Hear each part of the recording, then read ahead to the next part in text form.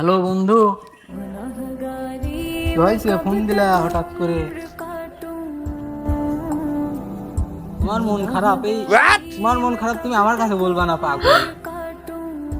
চলো আজকে সিনেমা দেখে আসে। মন দেহ তো খারাপ তোমার। আরে পাগল, সমস্যা নেই, আমি আসি না, আসো তুমি। আমি থাকতে কোনো সমস্যা আছে নাকি? আসো। না না, আজকেই আসো, এখন যাই নাকি?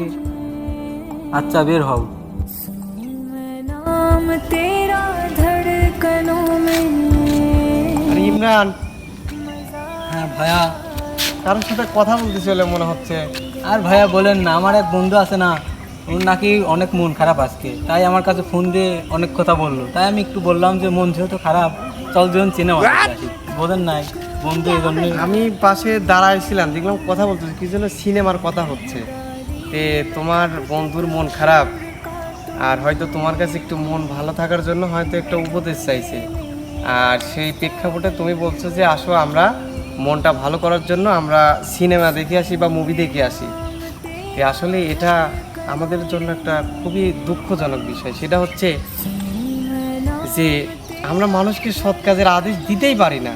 যেমন তুমি তাকাও, আল্লাহ পাক তার পবিত্র কোরআনে ইরশাদ করে দুনিয়ার মানুষদেরকে কি জানিয়ে দিচ্ছেন। কুরআনুল কারিমে ৩ নম্বর সূরা আলী ইমরানের ১১০ নম্বর আয়াতে আল্লাহ তাআলা মেসেজ দিয়ে জানিয়ে দিচ্ছেন, কুনতুম খায়রা উম্মাতিন উখরিজাত লিন-নাসি তা'মুরুনা বিল মা'রুফি ওয়া তানহাউনা আনিল মুনকারি ওয়া তু'মিনুনা বিল্লাহ। আল্লাহ পাক বলেন, তোমরাই হচ্ছে সর্বপ্রথম উম্মত। সেই উম্মতটা কারা? আমরা সবাই। তোমাদেরকে মানুষের কল্যাণার্থে, সর্বাধিক কল্যাণার্থে তোমাদের সৃষ্টি করা হয়েছে। তোমরা মানুষকে সৎ কাজের আদেশ দিবে এবং অসৎ কাজে নির্দেশ দিবে এবং আমার প্রতি ঈমান রক্ষা করে চলবে। এখন তুমি দেখো, আল্লাহ পাক আমাদেরকে মানুষের কল্যাণের জন্য সৃষ্টি করেছে।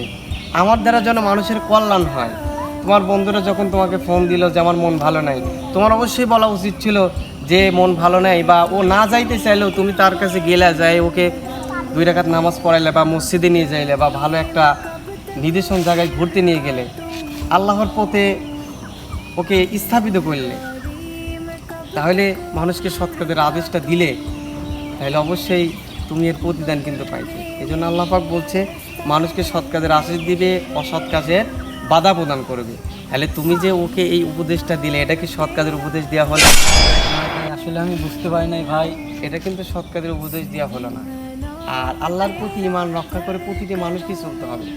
ঈমানের ভিত্তিতেই খারাপ কাজগুলো পরিত্যাগ করে দিতে হবে। আল্লাহ পাক তো বলেছেনই যে যদি তোমরা আল্লাহকে ভালোবাসতে চাও, যদি আল্লাহর ভালোবাসা পেতে চাও, তাহলে অবশ্যই তোমরা নবীকে অনুসরণ করো। আল্লাহ পাক ৩ নম্বর সূরা আলী ইমরানের ৩১ নম্বর আয়াতে আল্লাহ জানিয়ে দিচ্ছেন, কুল ইন কুনতুম তুহিব্বুনাল্লাহা ফাত্তাবিউনি ইউহিব্বুকুমুল্লাহ ওয়া ইয়াগফির লাকুম যুনুবাকুম আল্লাহু গফুরুর রহিম। যে যদি তোমরা আল্লাহর ভালোবাসা পেতে চাও, তাহলে নবীর অনুসরণ করো। আল্লাহ পাক তোমাদের পিছনের সমস্ত গুনাহসমূহ ক্ষমা করে দিবেন। সুবহানাল্লাহ। তাহলে তুমি দেখো যে যদি আমরা আল্লাহর ভালোবাসা পেতে হলে নবীকে অনুসরণ করতে হবে। আর নবীকে অনুসরণ করতে পারলেই, তার চরিত্রকে আমরা সাজিয়ে নিতে পারলেই, তবেই আমরা আল্লাহ তাআলার দিদার ভালোবাসা পাব। এজন্য আজকে যে কাজটা করলাম, এটা নেক্সট টাইম থেকে আর এরকম করবা না। মানুষকে সৎ কাজের আদেশ দিবা। দেখবা যে একজন অন্যায় করতে যাচ্ছে, সেখানে যায় বাধা দিবা যে এটা করা যাবে না বন্ধু, এটা করিস না, দরকার নেই, ঠিক আছে?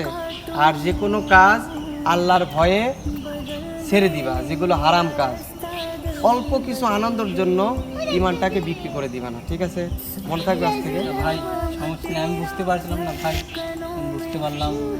আর কোনো কারোকে অসৎ কাজে নির্দেশ দেবো না আমি ভাই। ঠিক আছে, ভালো থাকো। নেক্সট টাইম এটা মাথায় রাখো। আর যখন বন্ধুদের সাথে দেখা হবে এরকম পরিস্থিতি হইলে, তাদেরকে বলবা তোমার মন ভালো নেই, চলো আমরা আজকে জোহরের নামাজটা পড়ে আসি, বা এক জায়গায় নামাজ পড়তে নিয়ে গেলে দেখবা, হ্যাঁ, বা একটা আলাদা করে 2 রাকাত নফল নামাজই পড়বা, আল্লাহর কাছে চাইবা, দেখবা তোমার মন অবশ্যই ভালো হয়ে যাবে। এখন সমস্ত খারাপ কাজ থেকে তোমার মন উঠে যাবে। কারণ নামাজে যখন একটা মানুষ দণ্ডায়মান হয়, ইন্নাস সালাতা তানহা আনিল ফাহশাই ওয়াল মুনকার, নিশ্চয় নামাজ মানুষকে অশ্লীল ফাহিশা কাজ থেকে তখন বিরত রাখবে। কিন্তু নামাজের প্রতি আগে ভালোবাসাটা তৈরি করো, মানুষকে সৎ কাজের আহ্বান দাও, অসৎ কাজে বাধা প্রদান করো, আর আল্লাহর প্রতি ভয় রেখে চলাফেরা করো। ঠিক আছে, আজকে থেকে মাথায় রাখো। আচ্ছা ভাইয়া। ওকে, আসসালামু আলাইকুম।